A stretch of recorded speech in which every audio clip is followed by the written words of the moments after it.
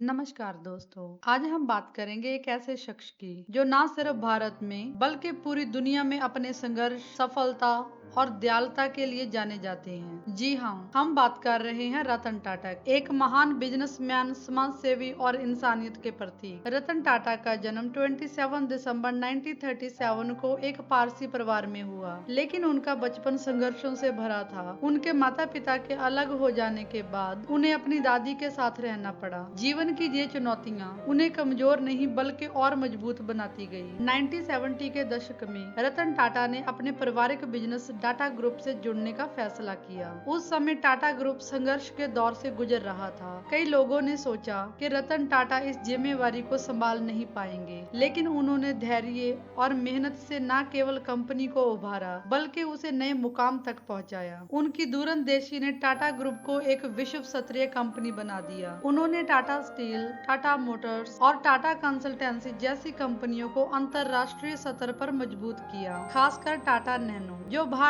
के गरीब और मध्यम वर्ग के लिए बनाई गई थी। ये दिखाता है कि रतन टाटा का लक्ष्य केवल मुनाफा कमाना नहीं बल्कि हर भारतीय की जिंदगी को बेहतर बनाना था। रतन टाटा सिर्फ एक सफल बिजनेसमैन ही नहीं थे बल्कि एक समाज सेवी भी थे। उनका मानना था कि बिजनेस का असली उद्देश्य केवल पैसे कमाना नहीं बल्कि समाज को कुछ वापस देना है। यही वजह है कि उन्होंने अपनी कमाई का बड़ा हिस्सा चैरिटी और समाज सेवा में लगा दिया। रतन टाटा ने शिक्षा, स्वास्थ्य और ग्रामीण विकास के क्षेत्र में भी कई बड़े कदम उठाए। उनका मानना था, अगर तुम पैसा कमाते हो तो वह समाज का भी हक है, तुम्हें उसे लुटाना चाहिए। उन्होंने ये भी कहा था कि इंसान की कीमत उसके पद या पैसे से नहीं बल्कि उसकी इंसानियत से होती है। उनका हर कदम इस बात का सबूत था कि इंसानियत सबसे बड़ी पूंजी है। रतन टाटा का दिल इतना बड़ा था कि उनके कर्मचारी से लेकर आम जनता तक हर कोई उन्हें सामान्य की नजर से देखता। उन्होंने हमेशा अपने कर्मचारियों के हितों को सबसे ऊपर रखा। 26/11 के आतंकी हमले में उन्होंने अपने होटल ताज के कर्मचारियों का न सिर्फ ख्याल रखा बल्कि उनके परिवारों की भी हर संभव मदद की। ये दिखाता है कि वह सिर्फ एक बिजनेसमैन ही नहीं बल्कि एक सच्चे लीडर थे। हालांकि रतन टाटा की उम्र बढ़ती गई, लेकिन उनका हौसला कभी कम नहीं हुआ। उन्होंने 2012 में टाटा ग्रुप के चेयरमैन पद से इस्तीफा दिया, लेकिन समाज सेवा और अपनी कंपनियों के मार्गदर्शन से सक्रिय रहे।